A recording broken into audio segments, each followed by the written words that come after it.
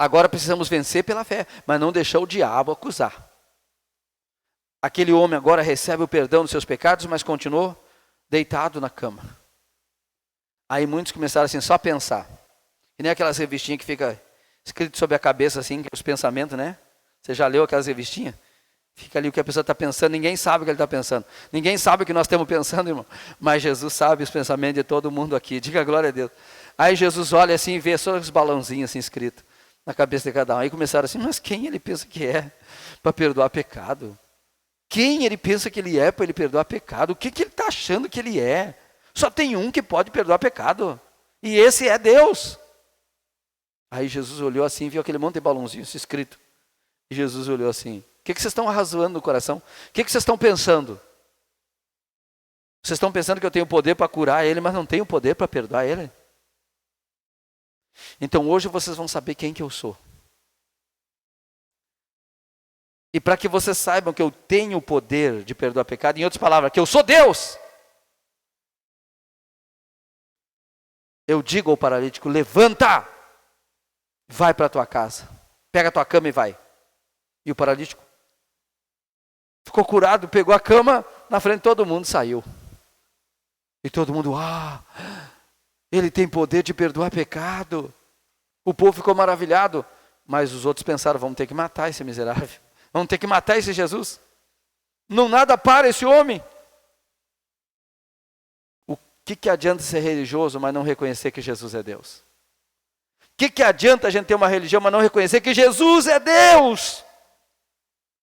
E mais, foi dado a mim, foi dado a você, é nosso, mas não é para ser egoísta. Nós temos que trazer os outros amigos a Ele, temos que trazer a Ele, porque Ele quer curar essas pessoas, Ele quer provar para elas que Ele é Deus, Ele quer provar para o mundo todo que Ele é Deus, mas muitos não creram nele igual, e assim também, nem todo mundo vai crer.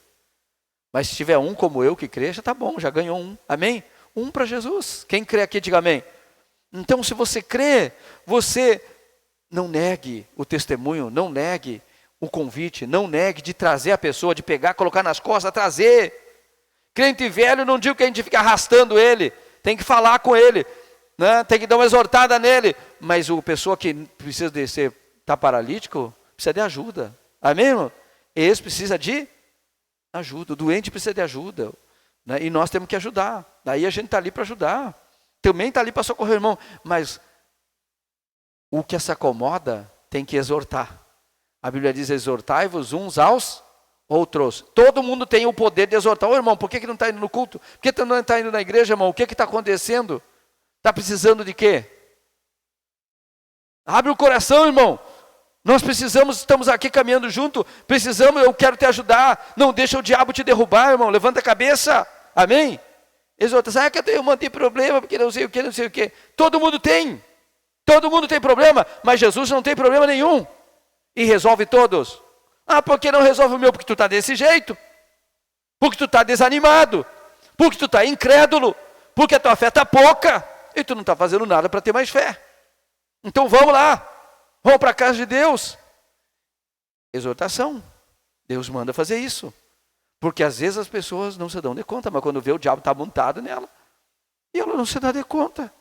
Acha que é normal. Mas você não pode achar que é normal. Você não é desse mundo. Você foi separado para Deus. Você tem que estar no reino dele. Você tem que profetizar a vitória. Amém? Você tem que falar. Você tem que querer. Você tem que buscar. E Deus vai entregar para você a vitória. Então a gente vê claramente que Jesus disse, hoje vocês ficam sabendo quem que eu sou. E eu quero que vocês saibam que eu tenho o poder de perdoar pecado e tenho o poder de curar. Mas para que vocês que não acreditam que eu tenho o poder de perdoar pecado, olha, ele está paralítico. E eu não vou dizer para ele ficar curado, eu só vou mandar ele levantar para provar que eu sou Deus. Ele viu a fé dos 4. Ele deu o milagre para o homem que foi trazido. Mas ele queria mostrar para todo mundo quem que ele era. Amém? E aí naquela hora, todo mundo se maravilhou porque o homem ficou curado. Isso é história bíblica. É história bíblica. Mas eu, hoje, sou a história viva da Bíblia. Você hoje tem que ser a história viva da Bíblia. Amém? Eu não estava paralítico fisicamente, mas estava paralítico espiritualmente, estava paralítico financeiramente, estava paralítico nos vícios, tudo, uma vida, e precisava de quê? Do perdão de Deus. Precisava do perdão de Deus e precisava caminhar e andar, precisava tomar minha cama e andar, precisava que alguém me levantasse. E alguém me levantou, e esse foi Jesus. Agora, eu tenho testemunho para dizer, você tem testemunho para dizer.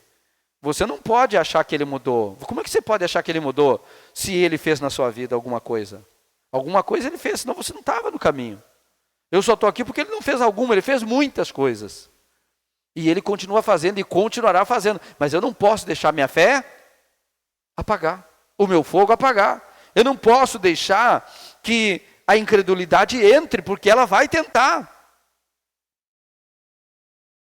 Vai tentar. Então eu preciso crer mesmo nos momentos mais difíceis. Mesmo quando eu não entendo. Porque o nosso problema é querer entender. E esse é o problema maior. A pessoa quer saber tudo. Por que Deus? Para que Deus? Por que o Senhor deixou isso? Por que o Senhor fez aquilo? Para de fazer essas perguntas. Você crê em Deus? Confia nele. Entregou o teu caminho a Ele? Confia nele. E caminha. E vai para casa marchando, dizendo: eu tenho vitória. Que nem o paralítico. Amém? Creia, confie em Deus. Se anime e tenha vitórias na sua vida. Profetize ela hoje. E confie. Se ela não chega hoje, ela chega amanhã. Mas que ela chega, ela chega. Desde que você não deixe a sua fé afundar. Você é o único responsável pela sua vida. Espiritual, pela sua fé. Irmãos, a coisa mais triste é quando a gente fica vendo crente velho que tu pensava assim, não, é um pouco, não é bem fiel só, mas aí você fica sabendo que às vezes vai em baile.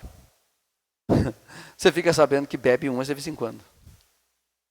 Aí você fica pensando assim, meu Deus do céu.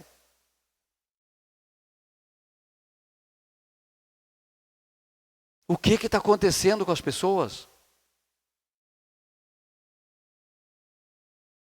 Por que fazer isso para Jesus? Ah, eu não consigo. Jesus te libertou, você consegue tudo. Mas se a gente está fraco é porque falta entrega. Falta entrega.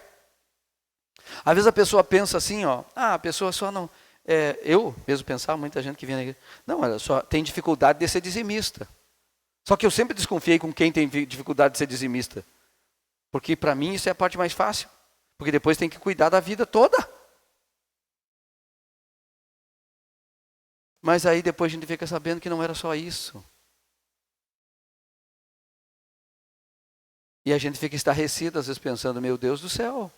E tem gente, irmão, que já está velha. E velha mesmo, porque crente fica experiente, mas tem crente que fica velho. E o que é velho? Não enxerga mais. Não vê direito. Vai para o caminho errado. Com o mundo, gasta a vontade. Para os prazeres da carne, gasta a vontade. Para as coisas espirituais, nem às vezes o que Deus pede não dá. E aí você fica pensando, que tipo de crente é esse? Que não é grato por sua vida, que não é grato por sua salvação, que não é grato por tudo que Deus fez na vida dele, e que no final da vida está indo para o inferno.